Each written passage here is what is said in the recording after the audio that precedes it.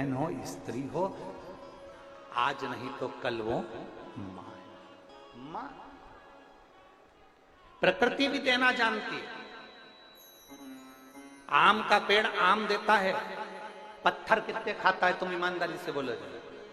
अभी खूब आम लग रहे होंगे, तुम डंडा लेके झूड़ने में लगी हो, पत्थर मार रहे होंगे बच्चे केज में। प्रकृति देना जानती है, पत्थर खाकर भी तुम्हें दे रही है। पृथ्वी अपने सीने को फाड़ती है, अन्न देती है। कीचड़ में लबालूम करते हो, उसको खूब नोचते हो, उसको पृथ्वी को बार बार फाड़ते हो, तो भी वो अन्न तुम्हें बड़ा कर देती है, दान देती है, अन्न देती है। प्रकृति भी देना जानती है, पृथ्वी भी देना जानती है। गौ माता जगत की एक ऐसी मां जो जिंदगी भर सबको देना जानती है, जिसमें 33 कोटि देवताओं का वास होता है। ऐसी गौ माता जन्म से लेकर मरे तक देती रहती है। वो गौ माता देना जानती है। दुनिया में कोई ऐसी मां नहीं होगी जिसके बच्चे को सामने बांधा जाता है और उसके बच्चे के सामने दूध को निचोड़ा जाता है।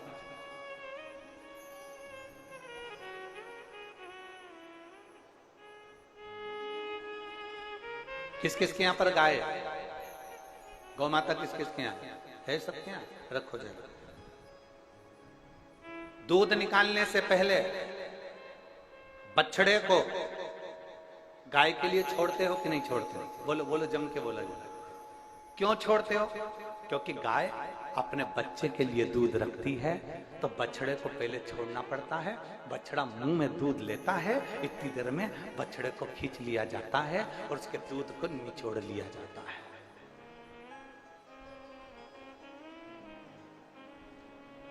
निचोड़ लिया, दूध अच्छा मिल गया। उसके बाद तुम सबको मालूम है कि गाय इतनी चतुर होती है कि अपने बच्चे के लिए दूध छुपा लेती है, अपने बछड़े के लिए दूध छुपा लेती है माँ, गौ माता। तो फिर किसान क्या करता है? वापिस क्या करता है? फिर बछड़े को छोड़ता है। बछड़े को छोड़ता है, माँ फिर दूध नीचे देती है और वो दूध पीना चालू करता है। फिर में बछड़े को हटा के फिर निचोड़ लेता है। उसके बाद भी अपने पुत्र का हिस्सा, अपनी पुत्री का हिस्सा जो तुम्हें दे रही है, तो भी उस गौ माता का सम्मान हम कर नहीं पा रहे। जरा विचार करिएगा, तो भी नहीं कर पा रहे। प्रकृति दे रही है, हम प्रकृति का सम्मान नहीं कर पा रहे। कितने लोग हैं अब प्रकृति का सम्मान करते होंगे? अभी सबको गर्मी लग रही है तो रोज अपने कमरे में सोने जाने से पहले 2-2 बाल्टी पानी भर के कूलर में डाल रहे हो। अगर वही 2 बाल्टी पानी अपने पड़ोस में कोई पेड़ लगा होता ना, उसमें डालते रहते तो आज कूलर की जरूरत नहीं पड़ती।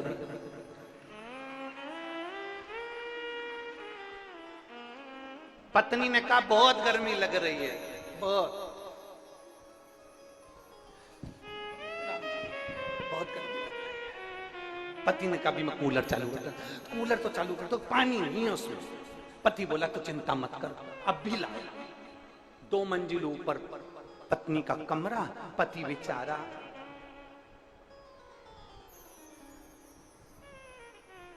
15-15 लीटर की तेल की कैन जिसमें पानी भरा, उठा के बड़ी मुश्किल से लेकर कूलर में डाल रहा है और पत्नी अंदर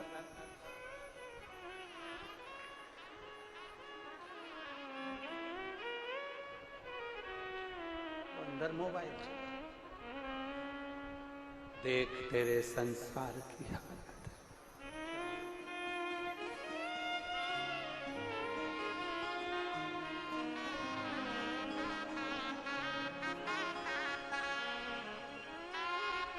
और सूरज न बदला, चंदा न बदला, ना बदला रे आसमां, बदल गया इंसान, कितना बदल गया इंसान। विचार करिएगा, 2 बाल्टी पानी कूलर में डालने के लिए तुम रोज ऊपर लेकर जाना। Non branded lipstick ₹399, original branded jeans ₹999, original इतने कम प्राइस पे इम्पॉसिबल। हाँ। इंटर्न जी, फ्लिपकार्ट की कोई फीलिंग नहीं है क्या? मतलब हम देते हैं ओरिजिनल ब्रांड्स बेस्ट प्राइस पे ऑलवेज। एंड लिसन, हम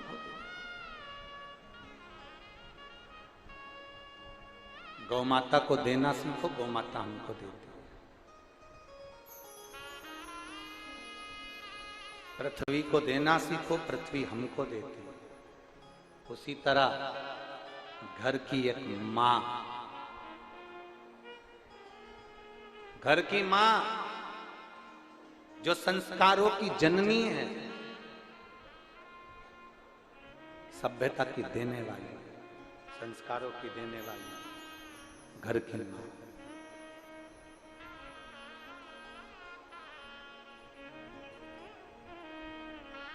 आप में से कितनी माताएं बैठी हैं जो अपने बेटे से बोली होगी, बेटा चल मुझे बाजार से साड़ी दिला दे। मेरा विश्वास कहता है इतनी बूढ़ी बूढ़ी माताएं बैठी है, कभी अपने बेटे से नहीं बोली होगी कि बेटा मुझे बाजार से साड़ी दिला दे।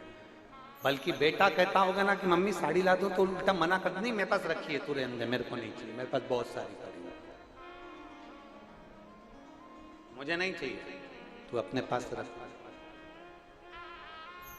मम्मी मैं साड़ी ला दूं, रिटर्न नहीं आ रहा,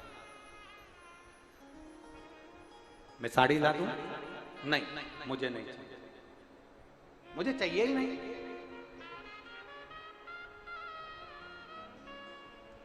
माँ, इतने पंडाल में मेरी जीजियां बैठी हैं, आस्था चैनल पर इतने भक्त कथा सुन रहे हैं, कोई माँ अपने बच्चे से कभी नहीं बोलती कि मुझे ये साड़ी ला दे, मुझे चूड़ी बना दे, मुझे हार दिला दे, मुझे कुंडल दिला दे, मुझे रकम दिला दे, तू मेरी एक प्लाट दिला दे, एक मकान दिला दे। माँ कभी अपने बच्चे से नहीं कहती कि मुझे ये दिला दे। उल्टा बच्चा जब घाटे में जाता है, बच्चा जब तकलीफ में पड़ा रहता है, तो केवल एक माँ होती है जो बेटे से कहती है ले मेरी रकम ले जा और बेच कर तेरा काम कर, ले जा इसको, बेच और अपना काम कर, ले जा इसको। केवल एक माँ, दूसरा प्रकृति माँ है, पृथ्वी माँ है, गौ माँ है, और घर की माँ माता जिसने आपको दुनिया में केवल देना जाना है, वो माँ है। उसको समझो।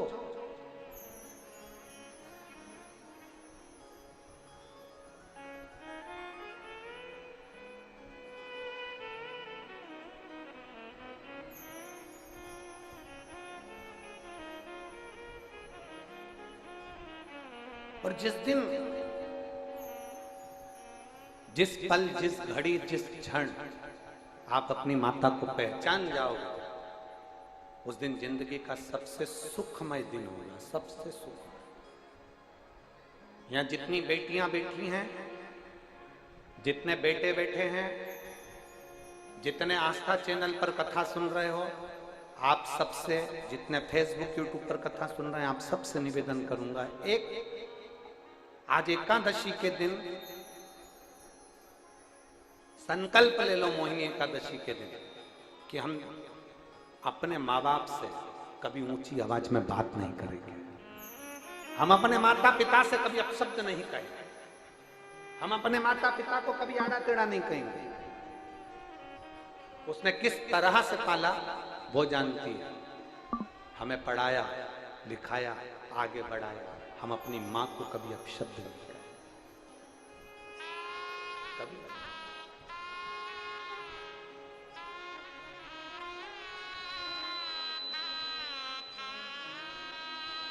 उसको आड़ा टेढ़ा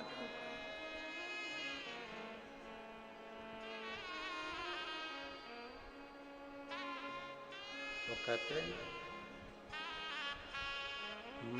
माँ बच बच्चों की जान होती है, माँ बच्चों की जान होती है।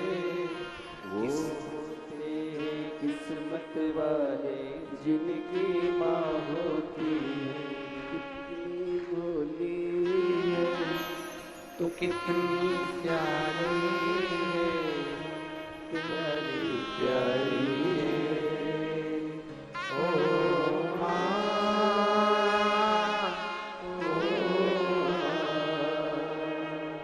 ओ माँ,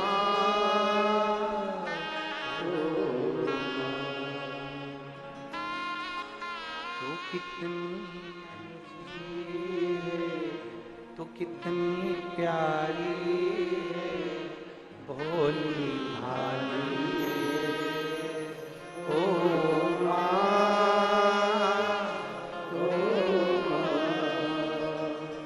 ओ माँ, एक अपने भीतर चाहे प्रकृति माँ हो, चाहे पृथ्वी माँ, चाहे गौ माता, चाहे अपने घर की माँ, उसका आदर करना प्रारंभ कर। आदर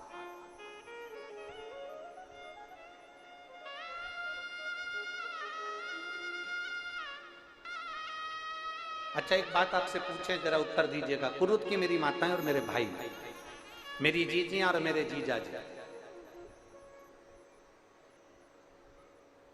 और आजकल की भाषा में कहते जीजू, जिनके कान में नी घुसे जू। एक बात नहीं घुसे, ये फालतू के जो शब्द है ना आजकल के जमाने में, जीजू जीजू जीजू, तो समझ लेना जीजू उसी को किया जाता है जिसके कान में जू नहीं घुसे, बात नहीं घुसे, समझ लो वो जीजू। नहीं तो वो बेचारा जीजा ही अच्छा, दामाद ही अच्छा, बहना ही अच्छा। अब जो समझे तो समझाए ना।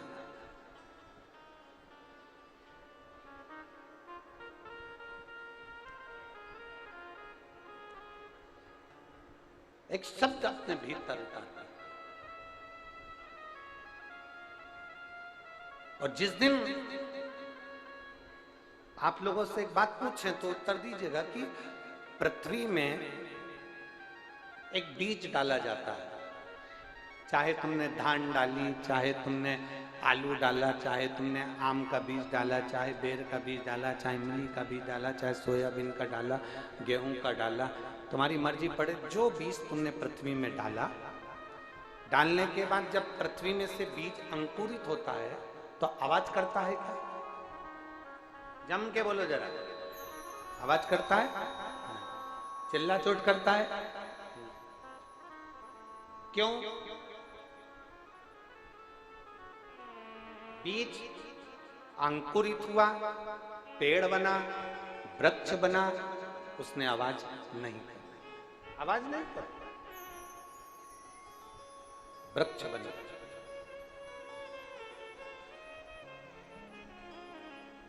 बहुत बड़ा वृक्ष बन गया, बढ़ता गया, आवाज करी क्या? बोलते जाओ जरा जम के। और बड़ा हुआ, आवाज करी क्या? और बड़ा हुआ, आवाज करी क्या? नहीं, आवाज नहीं करी। पर वही वृक्ष बहुत बड़ा बन गया, और वृक्ष बड़ा बनने के बाद में फिर जब टूटता है तो टूटने पर आवाज करता है कि नहीं करता है? बोलो जम के बोलो, करता है ना। बीज से जब बड़ा होता है, धीरे धीरे बड़ा होता है, तो वो वृक्ष आवाज नहीं करता, पर वही वृक्ष जब गिरता है, टूटता है, विनाश होता है, तो आवाज करता है। शिव महापुराण की कथा कहती है, जब मेरे भोले बाबा तुम्हारा हाथ पकड़ लें और तुम्हें अंकुरित करें, संसार में तुम्हें आगे बढ़ाने का प्रयास करें, तो प्रयास करना कि हमको अपने मुंह से ज्यादा अपशब्द किसी को नहीं कहना। बीज बढ़ता जाता है, अंकुरित होता हुआ बीज जब बढ़ता है, मौन रहने वाला, शांत रहने वाला, जो मेहनत कर कर आगे बढ़ने वाला होता है, वो धीरे धीरे उन्नति की ओर बढ़ता जाता है। वो अहंकार के शब्द कभी नहीं कहता, कभी अभिमान के शब्द नहीं कहेगा। मैंने ऐसा करा, मैंने वैसा करा, मैंने यह काम करा, मैंने वो काम करा, मैंने 50 लोगों को पानी पिलाया, मैंने 25 लोगों को भोजन कराया, मैंने टेंट लगवाया, मैंने तंबू लगवाया, मैंने 4 लोगों को यहाँ बिठाया, मैंने 25 लोग बीमार पड़ गए उनका हॉस्पिटल भेज दिया, मैंने 70 लोगों के साथ में ऐसा कर दिया, मैंने 80 लोगों के साथ ऐसा कर दिया। नहीं, जिसको आगे बढ़ना है वो मौन रहे। जो टूटने वाला होता है वही शोर मचाएगा, आगे बढ़ने वाला शोर नहीं मचाएगा।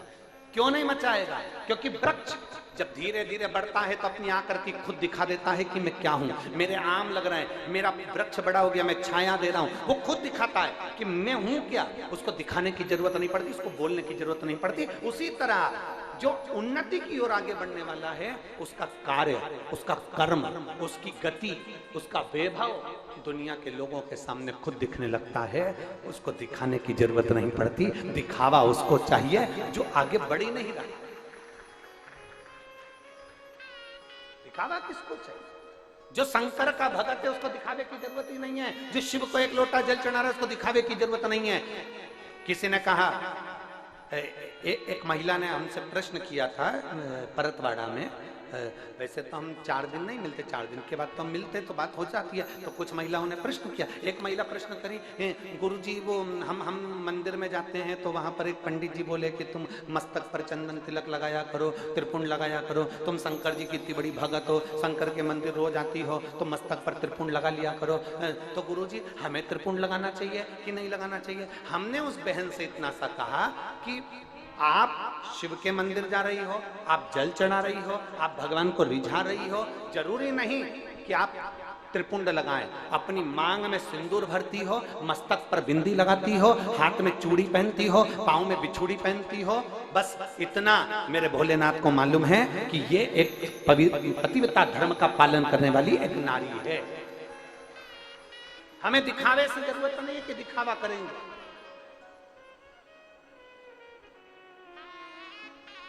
स्त्री मस्तक पर बिंदी रख, हमने पहले भी कथा में कहा, 2 चीजें हमारे राष्ट्र को मजबूत करती है। एक नारी के मस्तक पर बिंदी और एक जिह्वा से निकली हुई हिंदी। ये हमारी भारत की सभ्यता को मजबूत कर देती है, हमारे सनातन धर्म को मजबूत कर देती है। एक मस्तक की बिंदी, किसी व्यक्ति में दम नहीं है कि नारी के मस्तक पर बिंदी है और उसको वो अपशब्द कह दे। हाँ, कोई बिंदी नहीं लगाया, कोई अपने फैशन के कारण बिंदी कुछ नहीं लगा रहा, बढ़िया आराम से घूम रहा है, तो लोग उसको अपशब्द कह सकते होंगे। पर जिस नारी के मस्तक पर बिंदी है, मांग में सिंदूर है, उस नारी को कोई अपशब्द नहीं कह सकता, कोई उंगली नहीं उठा सकता, उस नारी पर कोई आक्षेप नहीं कर सकता, उस नारी पर कोई कमेंट्स नहीं कर सकता। किसी की सामर्थ्यता नहीं है, क्योंकि बिंदी में इतना दम होता है, बिंदी में इतना दम होता है। जिह्वा से निकलने वाली हिंदी और मस्तक की बिंदी। हम निवेदन करेंगे, तिलक की जरूरत किसको है? हम निवेदन करेंगे, त्रिपुंड की जरूरत किसको है? हम निवेदन करेंगे, मस्तक पर तिलक धारण करने की जरूरत आज के नवयुवक बेटाओं को है, आज के नवयुवक बेटियों को है। तिलक की जरूरत आज के युवाओं को है, आज के भाइयों को है, जो मस्तक पर तिलक भी नहीं धारण कर।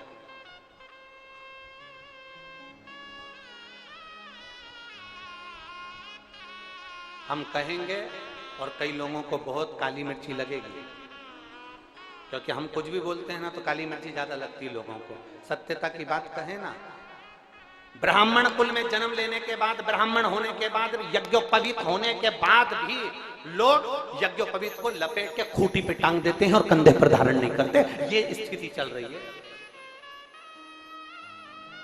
और व्हाट्सएप पे ज्ञान देने बैठते हैं, महाराज जी ने ये बोला, महाराज जी ने वो बोला, और मालूम पड़े यज्ञोपवीत कंधे पर होना चाहिए तो यज्ञोपवीत को उठाकर खूंटी पर टांग देते हैं। इसमें के भी लोग हैं संसार।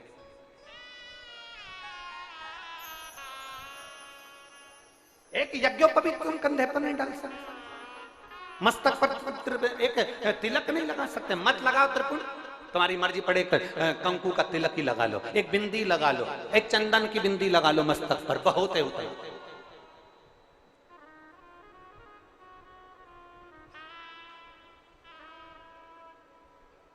थोड़ा सा अपने संस्कारों की ओर ढलना।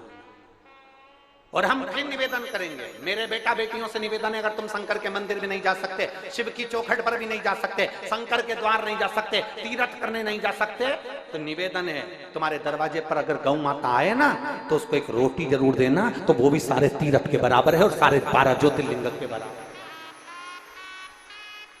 तुम्हारे दरवाजे पर एक गौ माता आए तो उसको रोटी देना, वो गौ माता भी एक तीर्थ के बराबर है, उसका आदर करना सीख लो, उसका सत्कार करना सीख लो।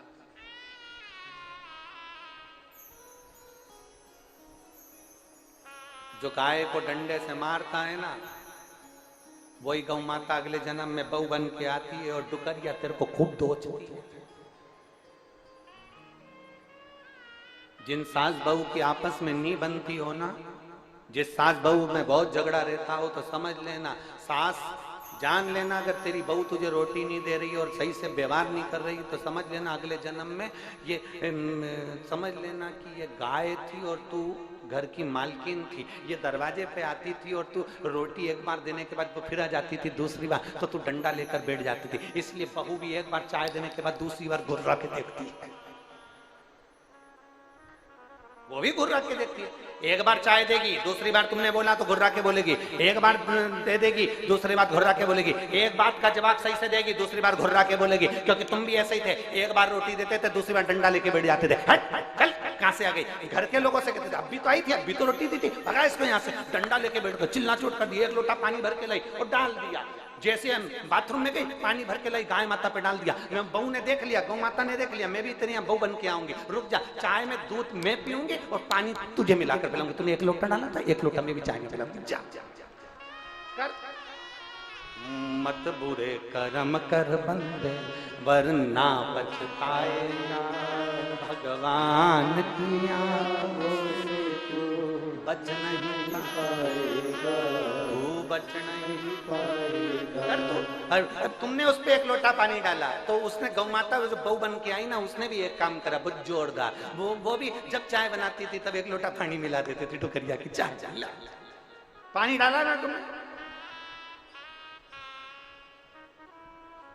अच्छा कर्म करिए अच्छा मिलेगा, श्रेष्ठ कर्म करिए श्रेष्ठ मिलेगा। कौन ने कहा कि घर में जो रोटी बने वो आखिरी में गाय को दो? जब हमारे घर में पहली रोटी गौ माता की बनती है तो सबसे पहले गौ माता के मुख में जाना चाहिए।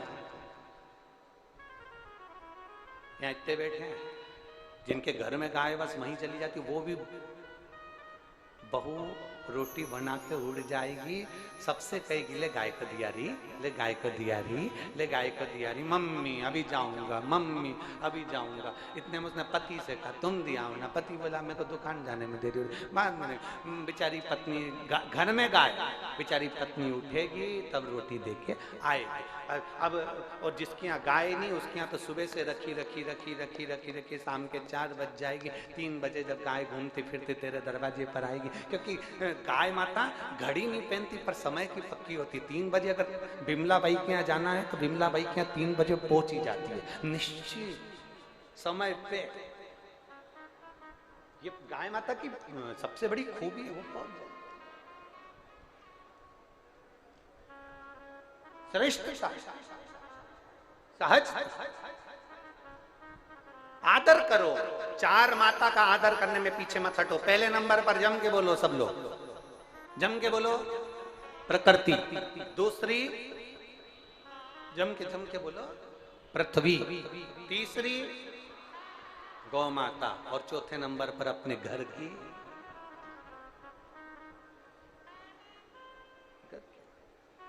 केवल नवरात्रि में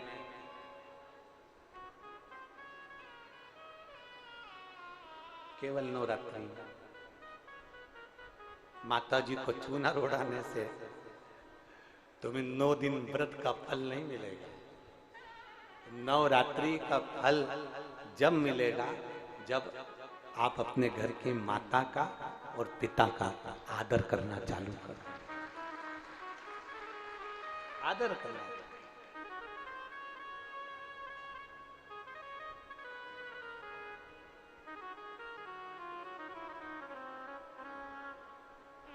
वो कहते हैं ना, सब कुछ मिल जाता है दुनिया में, माई ना मिले।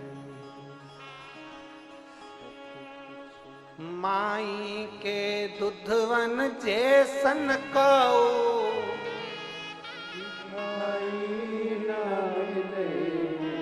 माई के दुधवन जैसन कौ, मिठाई ना मिलई। सब कुछ मिल जाता है दुनिया में, पर माई ना मिलई। सब कुछ मिल जाता है दुनिया में, पर माई ना मिलई। खुद गीले में सोती है, तुझे सूखे सुलाती, खुद भूखी रह जाती है, तुझे निवला खिलाती। माई के आशीष जैसन कौ, माई के आशीष जैसन को, आशीष ना मिलई। सब कुछ मिल जाता है दुनिया में, माई ना मिलई। सब कुछ मिल जाता है दुनिया में, माई ना मिलई। माता के आशीर्वाद जैसा दुनिया में कोई आशीर्वाद नहीं है, और माता के दूध के बराबर दुनिया में कोई मिठाई नहीं है, उसके बराबर कोई सुख नहीं है, उसके बराबर कोई आनंद। फिर कहें, दुनिया के लोग इस पे भी हमारे ऊपर उंगली उठाएंगे, हमें मालूम है। फिर कहें, समझ लेना अच्छे से, फिर समझ लीजिए, जिंदगी में कितना बड़ा भी डिप्रेशन हो, कितनी बड़ी भी चिंता हो, कितना बड़ा भी टेंशन हो, कितना बड़ा भी टेंशन, कितने भी डिप्रेशन में हो, कितनी बड़ी भी तकलीफ चल रही हो, इन चार माताओं की गोद में जाकर बैठ जाओ। पहले नंबर पर प्रकृति, किसी पेड़ की छांव में बैठ जाओ या किसी पौधे को लगाना प्रारंभ कर दो, तुम्हारा डिप्रेशन समाप्त हो जाएगा, तुम्हारा टेंशन खत्म हो जाएगा। दूसरे नंबर पर पृथ्वी, किसी स्थान पर एकांत में पृथ्वी माता की गोद में जाकर थोड़ी देर लेट जाओ, तुम्हारा डिप्रेशन समाप्त हो जाएगा, तुम्हारी चिंता समाप्त हो जाएगी। तीसरे नंबर पर गौ माता, कितना भी डिप्रेशन हो, कितनी भी टेंशन हो, कितनी भी चिंता हो, किसी के गौ माता की सेवा में लग जाओ, गौशाला में चल जाओ, गौ माता को नहलाओ, उसकी सेवा करो, उसकी पगाड़ी उठाओ, उसका भोजन कराओ, उसके गोबर को उठाओ, गौ माता के उस गोबर को साफ कर दो, गौशाला को साफ कर दो, डिप्रेशन समाप्त हो जाएगा। और चौथे नंबर पर, कितने भी डिप्रेशन हो, कितनी भी चिंता हो, कितना भी कर्जा हो, अपने घर की माँ की पास बैठकर, माँ की गोद में बैठकर, माँ के पास बैठकर अपनी माँ को अपने दुखड़े को सुना दो, माँ उस दुखड़े को समाप्त कर देगी, चाहे कुछ नहीं हो। तुम्हारी माता के पास कुछ भी नहीं है, चांदी का एक छल्ला भी नहीं है, एक सोने की अंगूठी भी नहीं है, फिर भी अपना दुख, अपनी तकलीफ, अपना कष्ट अपनी माँ को सुना, अपनी मां से कहो ना। कई बेटियां, कई बेटे, नवयुवक लड़के लड़कियां टेंशन में आते हैं, सुसाइड कर लेते हैं, मर गए। हम उनसे निवेदन करेंगे, मरने का प्लान बाद में करना, पर एक बार अपनी माँ से जरूर जाकर कहना, माँ मुझे 15 दिन से ये टेंशन चल रहा है, माँ बहुत चिंता में हूँ, माँ, मम्मी मुझे ये परेशानी चल रही है, माँ किसी ने मुझे धोखा दिया, माँ किसी ने मुझे अपशब्द कहा, माँ किसी ने ऐसा कर दिया। अपनी माँ को जरूर बताओ, क्योंकि माँ केवल माँ नहीं है, उसके संबोधन में 33 कोटि देवी देवताओं का पुण्य समाया हुआ है। एक बड़ी सुंदर कथा आती है। एक टीचर ने अपने बच्चों से कहा, आपने स्मरण किया होगा, टीचर अपने बच्चों से कहता है कि कल सारे बच्चे स्वर्ग की मिट्टी लेकर आना। सारे बच्चे आए, एक एक बच्चे को खड़ा करा टीचर ने, तुम स्वर्ग की मिट्टी लायो? नहीं। तुम स्वर्ग की मिट्टी लायो? नहीं। तुम स्वर्ग की मिट्टी लायो? नहीं। एक छोटा सा बच्चा खड़ा हो गया, खड़े होकर बोला, टीचर ये लो मैं स्वर्ग की मिट्टी लाया हूँ। टीचर ने पूछा, ये कहाँ की मिट्टी? तू क्या स्वर्ग गया था मिट्टी लेने के लिए? तू बैकुंठ गया था मिट्टी लेने के लिए? बच्चा कहता है, नहीं, ये मेरी माँ के चरण की मिट्टी है और माँ के चरण में स्वर्ग होता है। ये मेरी माँ के चरण की मिट्टी है, उसमें स्वर्ग होता है, इसलिए मैं इस मिट्टी को लेकर आया हूँ, इस भूमि की इस परम मिट्टी को लेकर आया हूँ। स्वामी विवेकानंद जब विदेश जाते थे तब भारत माँ की मिट्टी को अपने हाथ में लेकर जाते थे। मेरे राम जी अवध से 14 वर्ष के लिए वनवास गए तो अवध की मिट्टी को साथ लेकर गए। मेरे कृष्ण कन्हैया जब ब्रज की रज को छोड़ द्वारका जाते हैं तो ब्रज की मिट्टी को अपने साथ लेकर जाते हैं। ये भारत माता की मिट्टी है, ये कोई साधारण नहीं है। यहाँ स्वामी विवेकानंद, रामकृष्ण परमहंस, चैतन्य महाप्रभु, जगत गुरु शंकराचार्य, एकनाथ जैसे संत, नामदेव, तुकाराम जैसे संत इस भूमि पर जन्म लेते हैं। ये वो साधारण भूमि नहीं जिस भूमि पर 12 ज्योतिर्लिंग और 4 धाम विराजमान है। ये वो भारत की भूमि है। ये भूमि चंदन से कम नहीं है, जिसको हम माता कहते हैं, मातृभूमि कहते हैं। उसको समझें,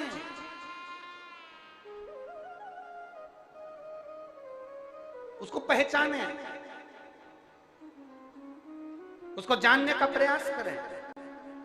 अब लोग कहते हैं, गुरुजी आप अपनी कथा में ये प्रकृति की बात लेकर आते हो, आप आपकी कथा में गौ माता की बात लेकर आते हो, आप अपनी कथा में पृथ्वी की बात लेकर आते हो, माताओं की बात लेकर आते हो, क्योंकि मेरी पूरी शिव महापुराण में प्रकृति की चर्चा है, मेरी पूरी शिव महापुराण में बेलपत्र के वृक्ष की चर्चा है, मेरी पूरी शिव महापुराण में नंदी और गौ माता की चर्चा है। भगवान शंकर एक अवतार गौ माता के उदर से भी लेते हैं, नंदीश्वर बनकर पैदा होते हैं।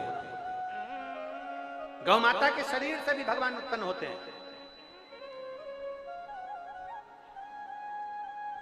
आप कहते हो आप माता का आदर कर, ये कहां लिखा है? हम कहते हैं भगवान गणेश जी महाराज को देख लीजिए, अपने माता पिता की परिक्रमा करिए, प्रथम गिनती में आ गए। जितने भी चरित्र सुनाए जाएंगे शिव महापुराण में, एक एक चरित्र हमारी इस शिव पुराण का है, उसमें अध्ययन करो। आप अंदर उतरो तो सही। हमने अभी कहा समुद्र के किनारे पर घूमने से कुछ नहीं मिलेगा, समुद्र की लहरों में नहाने से कुछ नहीं मिलेगा, समुद्र की गहराई में जाना पड़ेगा तो मोती निकलेगा। उसी तरह शिव महापुराण के अंदर प्रवेश करोगे तो बहुत मोती छुपे हुए, उसको निकालना है, उसको निकालना है।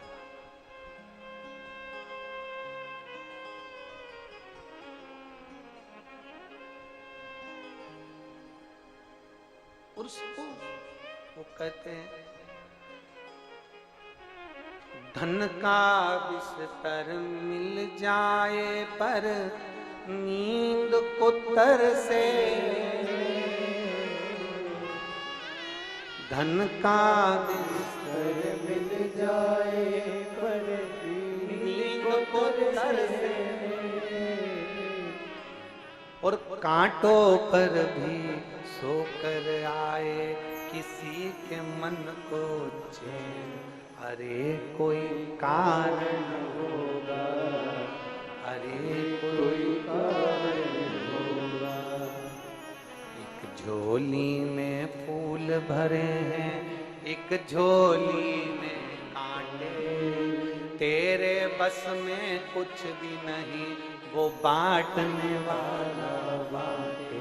अरे कोई कारण होगा, तुम भी बोलो, अरे कोई कारण होगा। धन का बिस्तर मिल जाए पर नींद को तरसे नैन। बहुत सारे बैठे होंगे जिनके घर में एसी लगा है, डनलप का गद्दा है, वीआईपी रूम है, परंतु नींद गायब है। 12 बजे तक भी मोबाइल चला रहा पर नींद नहीं आ रही। पत्नी के सो जाओ, पति के नींद तो आए, नींद ही नहीं आ रही।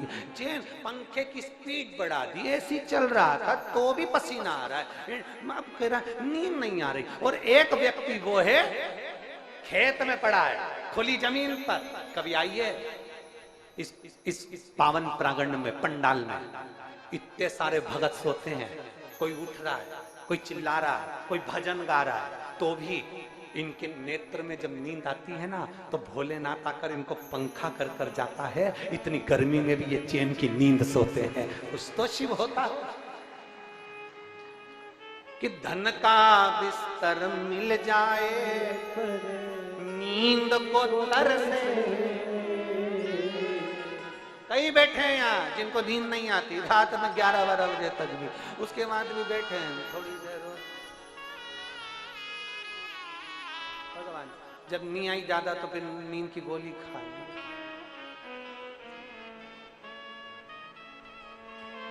कोई कोई कांटों पर भी सो रहा है तो उसको नींद आ रही है, अड़भंगा होकर सो रहा है, बड़े आनंद के साथ सो रहा है, पलंग पर पड़ा है, ठेले पर पड़ा है, दुकानों में पड़ा हुआ है, जमीन पर पड़ा है, कुछ नहीं बिछाने के लिए दरी पड़ी और सो रहा है। यहाँ इतनी माताएं, रात्रि को भाई लोग रहते हैं, माताएं रहती है, बच्चे रहते हैं। मैं पूछूं इनसे, आप में से कितने लोग डल्लप के गद्दे पर सो रहे हैं? यहाँ पर कोई गद्दा है आपके पास में? अरे बोलो तो जम के। कोई बिछाने के लिए गादी लाए हो? नहीं। काय पे सोते हो? नीचे जमीन है, दरी बिछी है, सो रहे हैं अड़भंग होकर आनंद के साथ। क्या किसको रोइए, क्या दर्ताने किसको?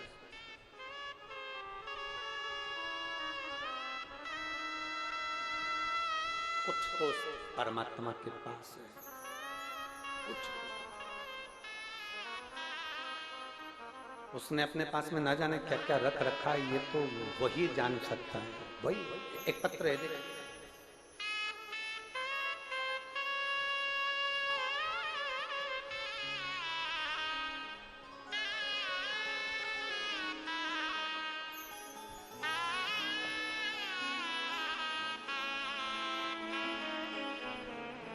पूर्णिमा साहू, पति लोमस साहू, ग्राम बानगर, तहसील कुरुद से हो।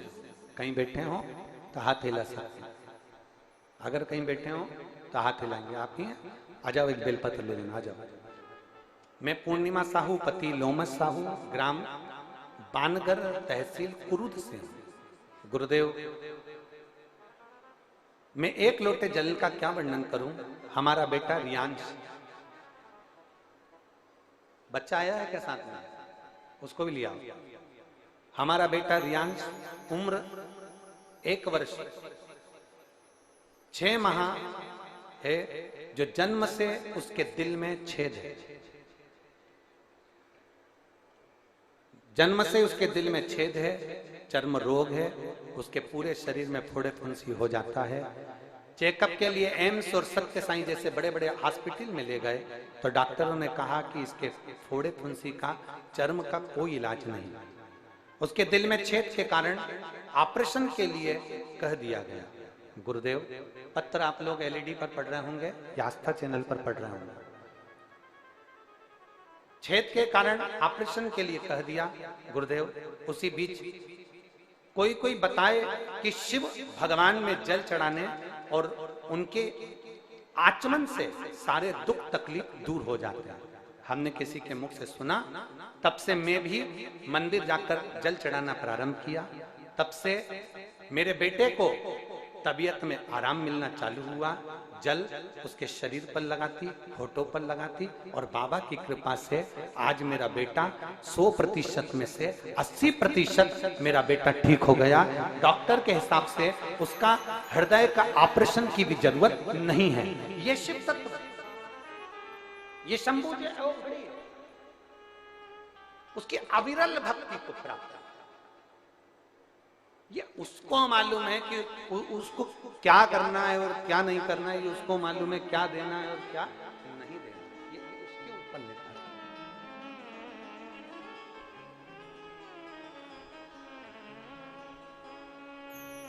और धन का बिस्तर मिल जाए पर नींद को तरसे,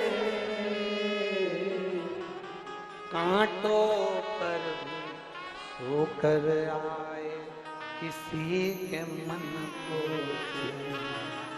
अरे कोई कारण होगा, अरे कोई कारण होगा, अरे कोई कारण होगा, अरे कोई कारण होगा। और कितना सुंदर प्रसंग कहा कि सांप भी डस ले तो मिल जाए किसी को जीवन का। किसी का एक्सीडेंट हो गया, ऐसा लग रहा है कि बिल्कुल एक्सीडेंट हो गया, तो भी बाबा ने उसको बचा लिया। ऐसा आया हाथ पर उठा कर ले गया, ऐसा आया हथेली पर उठा लिया। सांप भी डस ले तो मिल जाए किसी को जीवन,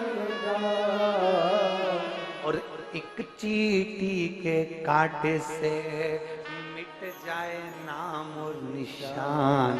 अरे कोई कारण होगा, अरे कोई कारण घर का आखिरी चिराग, घर का आखिरी बच्चा, और कोई चींटी ने काट लिया ऐसी जगह, प्राण छूट गए। सांप डसा बच गए, एक्सीडेंट हुआ बच गए, चींटी काटी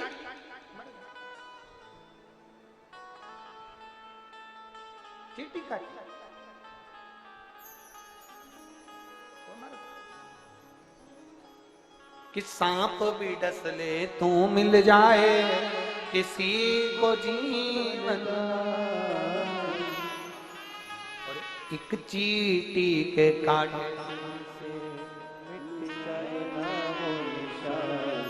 अरे कोई कारण होगा, अरे कोई कारण होगा, अरे कोई कारण होगा, अरे कोई कारण होगा।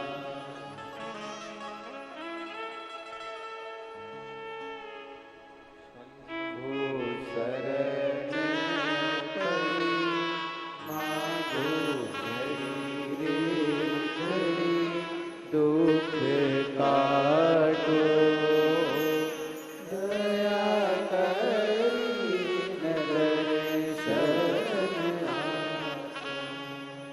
शिव तत्व की प्राप्ति, शिव तत्व हृदय में छेद है इस बच्चे को, उसके कारणवश इसका विकास डॉक्टर के हिसाब से रुका हुआ, पर धीरे धीरे धीरे धीरे शरीर अब विकास करना प्रारंभ। ये शिव तत्व क्या जीवन का एक फिर निवेदन करेंगे कि ये जीवन बड़ा विचित्र है। इसमें फिर निवेदन है, चतुराई चौपट करे, ज्ञानी गोते खाए, और भोले भाले भक्त को मेरा महादेव मिल जाए। सहज हो जाओ, सरल हो जाओ, जितने सरल हो सकते उतने हो जाओ, मिलेगा शिव को मिलने में देरी नहीं, मिलेगा। और जब वो मिलेगा तो जीवन के सारे दुख अपने आप समाप्त अपने आप।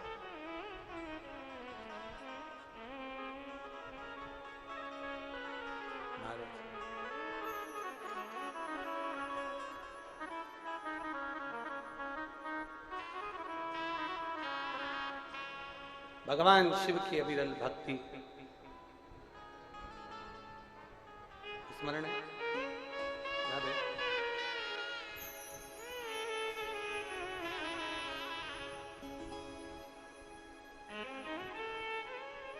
भगवान शिव की अविरल भक्ति प्राप्त हो। शिव तत्व कह रहा है अपनी किस्मत का ताला,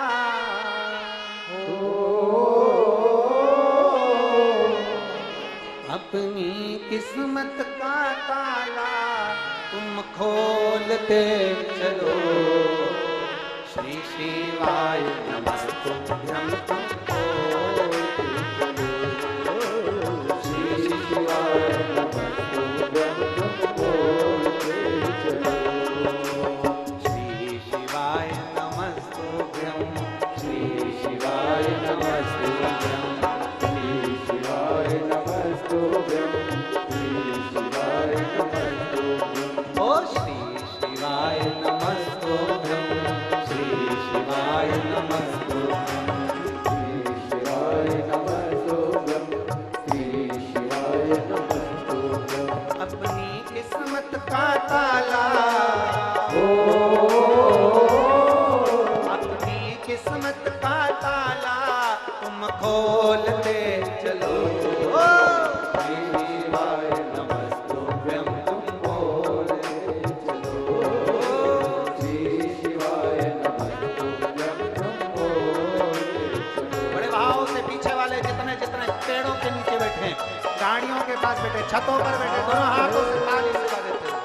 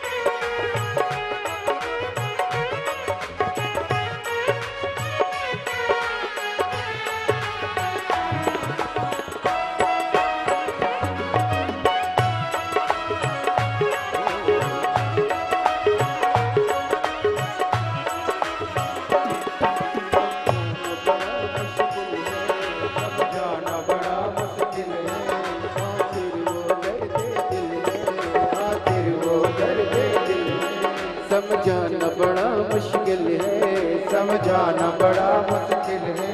आखिर वो दर्द दिल है, सच्चा दरबार लगा है, ये भोले की महफिल है। सच्चा दरबार लगा है, ये भोले की महफिल है। सच्चा दरबार लगा है, ये भोले की महफिल है।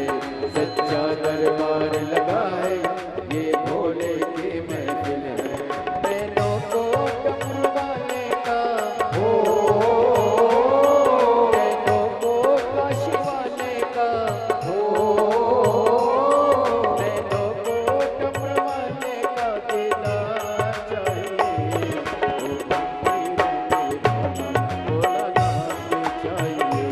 ओ काशी रहने वाला भोलानाथ चाहिए।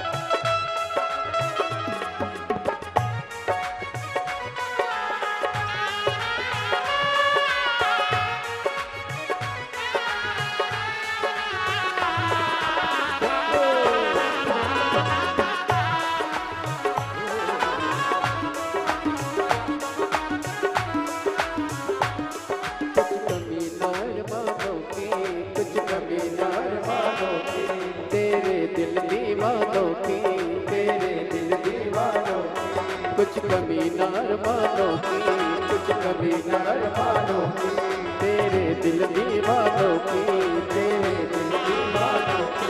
मुझको मदहोश बनाए कटार तेरे नैनों की, मुझको मदहोश बनाए कटार तेरे नैनों की, मुझको मदहोश बनाए कटार तेरे नैनों की, मुझको मदहोश बनाए कटार तेरे नैनों की। नैनों को डमरू वाले का हो, नैनों को काशी वाले का हो, नैनों को डमरू वाले का दीदार चाहिए। वो काशी रहने वाला भोलानाथ चाहिए, वो काशी रहने वाला भोलानाथ चाहिए।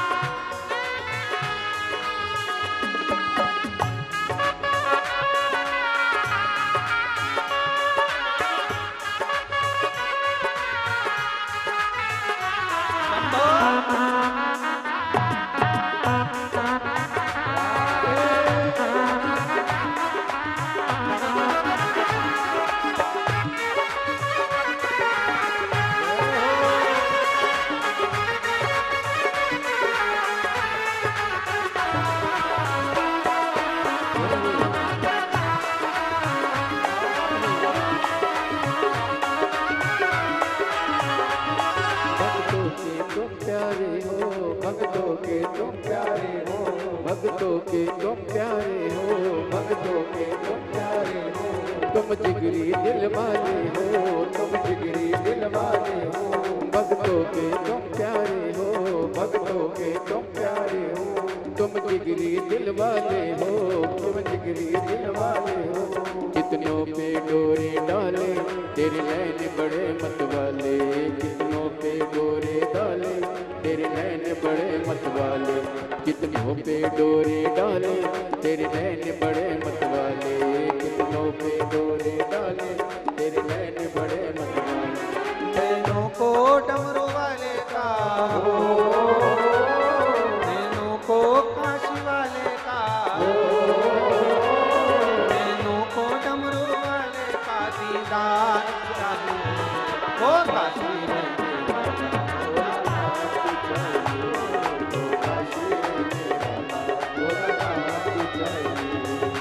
काशी रहने वाला भोलानाथ, वो काशी रहने वाला भोलानाथ चाहिए। अपनी किस्मत का ताला, अपनी किस्मत का ताला, अपनी किस्मत का ताला तुम खोल ले चलो।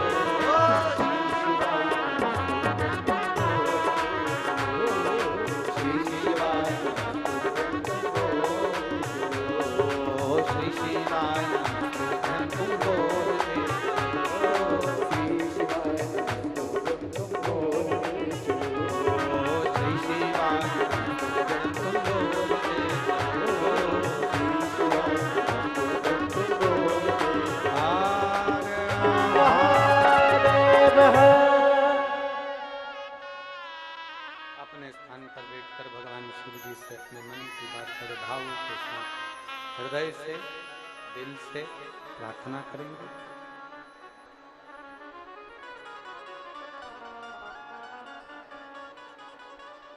जहां जगह मिले वहां बैठकर भगवान शिव से अपने हृदय की बात बड़े भावों के साथ दिल से करें।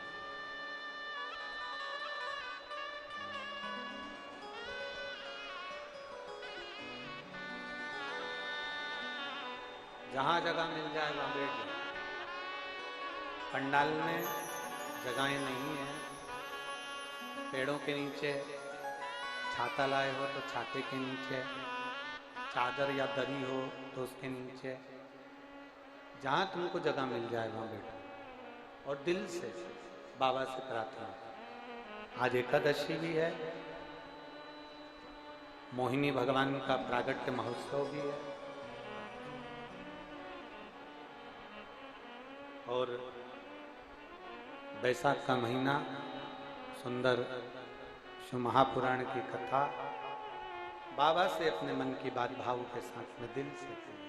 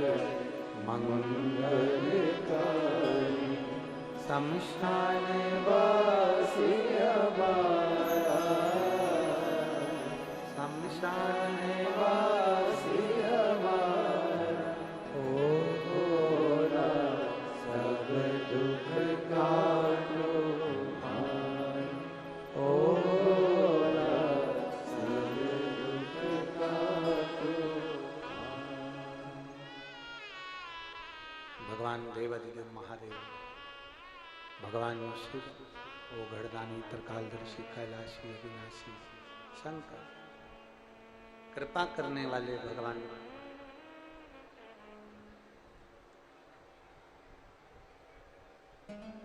अपने भक्त की परीक्षा भी लेते हैं और उसको फल भी देते हैं।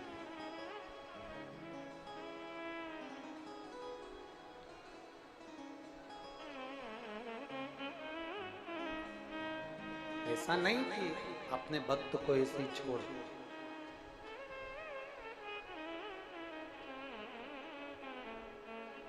कुंभज ऋषि के यहां से आने के बाद में सती मैया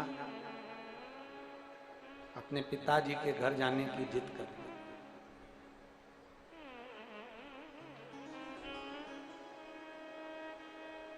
एक यज्ञ रखा है,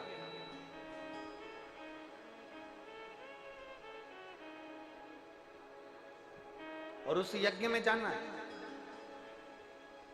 शंकर भगवान ने सती मैया को एक बात कही थी, सती सुनो, किसी के घर में मकान देखकर मत जाना, किसी के घर में जाना तो मन देखकर जाना। मकान देखकर जाओगे तो सम्मान नहीं मिलेगा, पर मन देखकर जाओगे तो सम्मान जरूर मिलेगा, निश्चित।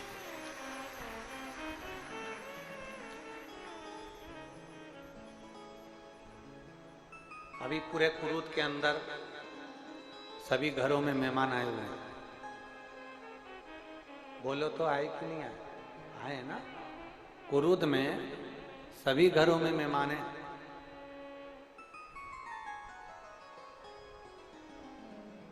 वो तो शंकर जी की कथा है तो मेहमान आए, नहीं तो आज के जमाने में तो शादी में भी मेहमान नहीं आए। बोलो सही है कि गलत? कौन किसके यहाँ आता है? लोग 25 बार पीले चावल डालने जाते हैं, निमंत्रण देने जाते हैं, तब जाकर लोग माता पूजन में या मंडप में या रिसेप्शन में, वो भी केवल डेंटिंग पेंटिंग मुंडा दिखाने के लिए। बाकी कौन आ रहा? कोई नहीं आता। और जितने कुरूद के रहनिवासी हैं, आज तुम्हारा मकान कुरूद में होना, आज तुम्हारा घर कुरूद में होना, कुरूद की बेटी होना, कुरूद की बहू होना, कुरूद के अंदर तुम्हारा रहना आज सार्थक हो गया कि कुरूद में शिव महापुराण की कथा। और मैं निवेदन करूंगा श्रीधर परिवार को कि साधुता आपको सबसे ज्यादा, और अश्विन जी आपको भी बहुत बहुत साधुवाद है जो भांजे होने का फर्ज अदा कराया, जो मामा घर में ये पवित्र शिव महापुराण की कथा श्रीधर परिवार में हो। श्रीधर परिवार के एक एक बच्चे, बेटा बेटी, परिवार सब। और मैं साधुता दूंगा यहाँ के विधायक महोदय को, चंद्राकर जी को भी, जिन्होंने इस व्यवस्था को सुचारू रूप से चलाने के लिए अथक मेहनत करी, परिश्रम करी। साधु एक विश्वास जागृत,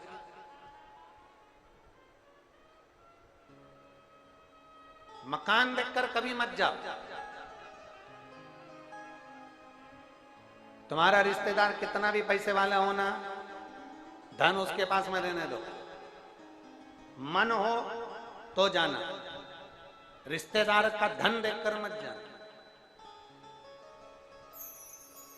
आज किस्मत वाले हैं कुरुद वाले सारे, और कुरुद के आसपास के गांव के लोग जिनके घर में मेहमान है, शिव पुराण की कथा सुनते हैं मेहमान, कथा सुनने के बाद आपके घर में आते हैं। यहाँ की रज जब उनके शरीर में चिपक कर उनके एक एक 3.5 करोड़ रोम छिद्र में शंकर का नाम अंदर समाहित होता है, और जब आपके घर में प्रवेश करते हैं तो ना जाने आपके कितने पाप धुल जाते हैं, कितने पाप नष्ट हो जाते। किस्मत वाले साधुता है, आपको गला पकड़ जाए, साधुता है, बहुत बहुत साधुता, श्रेष्ठता ही आप। शंकर भगवान माता सती जी से करें, प्रेशर बड़ा, भगवान शिव माता सती जी से करें, माता सती सती अपने पिता के घर में भी मकान देखकर मत जा, मन देखकर जा। सती मैया करे क्या पिताजी के घर नहीं जा सकती? खूब जाओ, अपने पिता का घर है, बाप के घर तो 50 बार जाना चाहिए, कौन मना कर रहा है? कोई ने मना किया है क्या? कोई ने बोला है आपको कि आप मत जाओ? जाओ, खूब जाओ। तो फिर आप मना क्यों कर रहे हो कि दक्ष प्रजापति के यहाँ मत जाओ? सती, हम आपके पिता के यहाँ जाने के लिए मना नहीं कर, हम आपके पिता के यहाँ जाने के लिए कभी मना नहीं करेंगे। और मेरी जीजियां जितनी बैठी हैं, बड़े ध्यान से सुनना।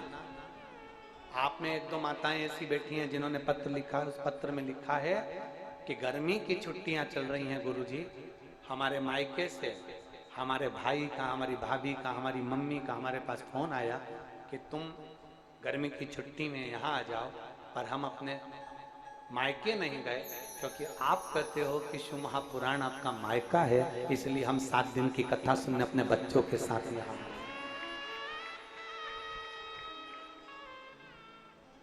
हम यहाँ पहुंचे हैं भगवान की कथा श्रवण करने के लिए, 7 दिन की कथा सुनने के लिए हमारा मायका है, हम यहाँ पहुंचे। शिव जी कह रहे हैं हम तुम्हारे पिता के घर में जाने के लिए मना कर ही नहीं, खूब जा। तो फिर अभी तो आपने कहा कि दक्ष प्रजापति की मत जाओ, अभी आप बोले ना कि दक्ष प्रजापति की मत जाओ, सती हम फिर कह रहे हैं, हम तुम्हारे पिता के घर में जाने को मना नहीं कर रहे, हम दक्ष प्रजापति के यहाँ जाने को मना कर रहे। पिता में और राजा में अंतर होता है। पिता अपने बच्चों को हृदय से लगा लेता है, और जब वही पिता एक राजपाट पर बैठ जाता है और उसे राज सत्ता का जब अहंकार आ जाता है, तो वो अपनी होली को भी नहीं गिनता है। इसलिए अब तुम अपने पिता के यहाँ तो जाओ, पर दक्ष प्रजापति के यहाँ मत जाओ।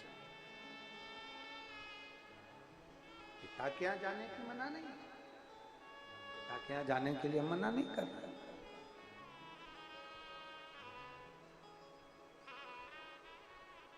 जाओ, पर दक्ष प्रजापति के यहाँ मत जाओ।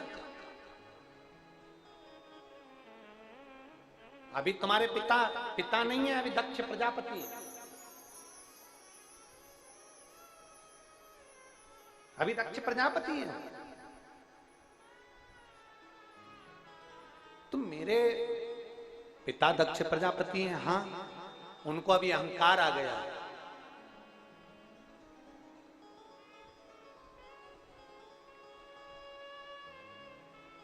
बेटी मायके में जाए मना नहीं है, पर मायके के पिता को, माँ को, बहन को, भाई को, भाभी को, भतीजे को अगर अभिमान आ रहा है, तो फिर मायके में जाना श्रेष्ठता नहीं है, उससे तो फिर कुबेरेश्वर धाम जाना श्रेष्ठता है। इसको श्रेष्ठता नहीं मत। सती को समझाया गया, सती माँ कहाँ समझती। मायका इतना प्रिय होता है कि मायके के लिए तो एक शब्द भी नहीं सुन सकती, एक शब्द।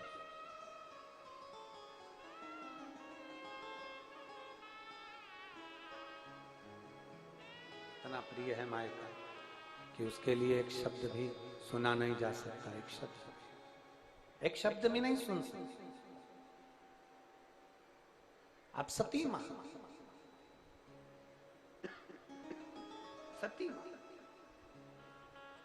करेंगे, ठीक है। मौन होकर माता सती बैठ गई, एकदम चुप, एकदम स्तुप। जब बहू की डिमांड पूरी नहीं होती तो बहू क्या करती है? बोलना, जम के बोलो जरा, बंद कर दे, बातें करना बंद, बोलना बंद।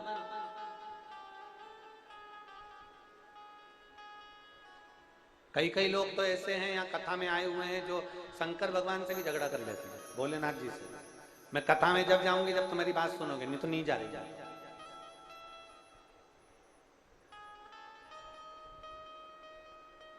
और कई ऐसे हैं कि यहाँ प्रैक्टिकल करने के लिए आते हैं। एक माँ ने पत्र लिखा, हमारे ससुर जी को पूरे शरीर में रोग हो गए।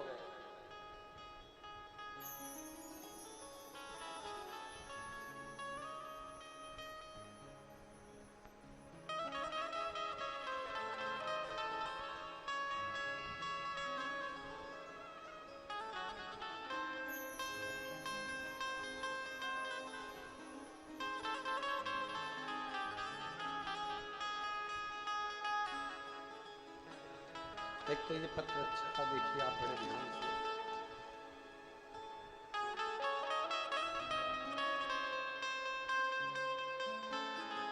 मेरा नाम योगेश्वरी बघेल है, मैं रायपुर की रहने वाली हूं।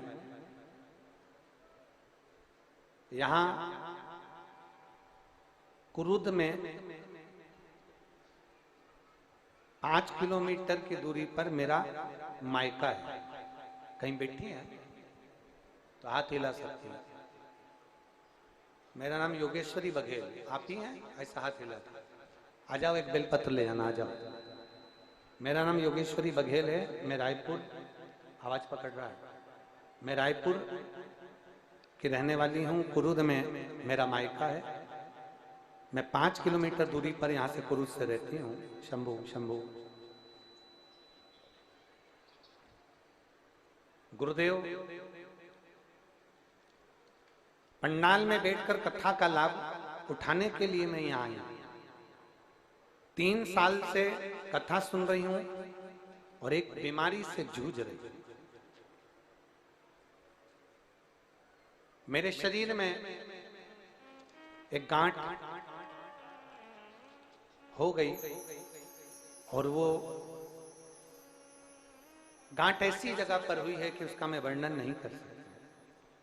गुरुदेव, डॉक्टरों ने कहा कि इस गठान का ऑपरेशन करना पड़ेगा और इसको निकालना पड़ेगा। अब वो गांठ ऑपरेशन कर कर निकालना, हमने डॉक्टर साहब से कहा कि आप दवाई दे दीजिए, हम उस औषधि को ले लेंगे। डॉक्टर ने दवाई दी, वो दवाई से आराम नहीं लगा और गठान बढ़ती रही। आपकी कथा कुरुद में होने वाली थी, हमने किसी के कहने पर भगवान शंकर की आराधना करना प्रारंभ करी। जैसा कि हमने बताया कि आपकी कथा हम सुनते हैं, शिव मंदिर जाते हैं, शंकर की आराधना करते हैं, पर केवल जल चढ़ाकर आ जाते थे। पर कथा को सुनने पर जब बीमारी शरीर में आई तो हमने शंकर भगवान पर जल चढ़ाकर उसको पीना चालू करा और बेलपत्र लेना प्रारंभ करा। गुरुदेव, कुरुद में कथा, मैंने बाबा से झगड़ा करा, बाबा अब बहुत समय हो गया, मेरी बीमारी नहीं जा रही, मेरी वो गठान अगर गल जाए तो मैं कुरुद की कथा में जाऊं। और गुरुदेव, बाबा का मैं क्या गुणगान करूं। कथा में आने के 5 दिन पहले तक वो गठान थी और 5 दिन तक वो गठान रही। उसके बाद मैं जांच कराने के लिए गई। जांच करते ही डॉक्टर ने कहा कि तुम्हारी वो गठान गल चुकी है और मैं बाबा को यहाँ धन्यवाद देने के लिए आई हूं। ये शिव तत्व लाइन अच्छी लिखी है, लाइन अच्छी लिखी है। खाली न जाता कोई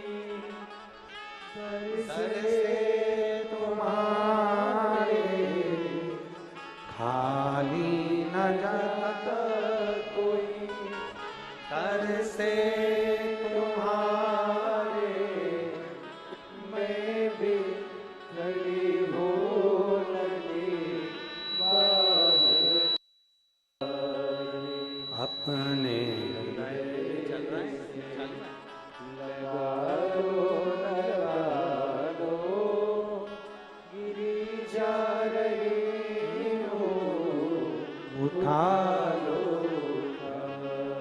भोले, अब ठीक है, अब तो अब ठीक है, गिरी जा रही हूँ, उठा लो। एक भाव से, एक दिल से बाबा से कहो। जब हम दिल से कहते हैं वो दिल से सुनता है।